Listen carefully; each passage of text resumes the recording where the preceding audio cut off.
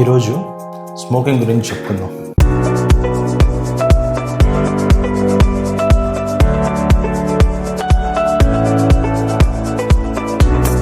Smoking అనేది ఒక fashion అయిపోయింది ఈ రోజుల్లో. సిగరెట్ స్మోకింగ్ మీకు తెలిసిందే, టొబాకో ఉంటుంది. ఆ సిగరెట్ ఫ్రెంచ్ నుంచి వచ్చిన పదం, అది ఎలా వచ్చిందో వదిలేస్తే దానివల్ల లాభం ఏంటి అంటే లాభాలు ఏమీ లేవు. అయితే ఎందుకు అడిక్ట్ అవుతుంది? లాభం లేకపోతే, దాని ఉపయోగం లేకపోతే అంటే ఈ పాయింట్ చెప్తాను చూడండి.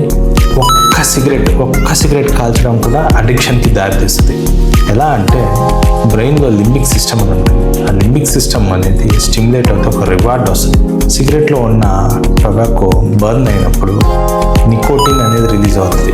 నికోటిన్ ఆ స్మోక్ ద్వారా వెళ్ళి నోటి ద్వారా, అంటే చిగుళ్ళ ద్వారా, ఊపిరితిత్తుల ద్వారా బాడీలోకి అబ్జర్వ్ అయినప్పుడు ఆ నికోటిన్ ఏం చేస్తుందంటే అది ఒక సైకోస్టిమ్యులెంట్గా పనిచేసి బాడీలో ఎండార్ఫిన్స్ని, డోపమిన్ అనే పదార్థాన్ని పెంచేస్తుంది.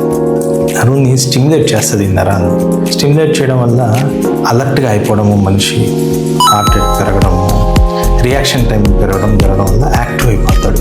ఇది ఒక కిక్ లాగా ఉంటుంది. దాన్ని నికోటిన్ కిక్ అంటాం. ఇదే ఆ లింబిక్ సిస్టమ్ ఇచ్చే రివార్డ్ ఫినామినన్. డోపమిన్ అనేది లింబిక్ సిస్టమ్ని యాక్టివేట్ చేసి నికోటిన్ కిక్ రివార్డ్ ఇవ్వడం వల్ల పదే ఆ కిక్ కోసము స్మోక్ అడిక్ట్ అయిపోవడం జరుగుతుంది.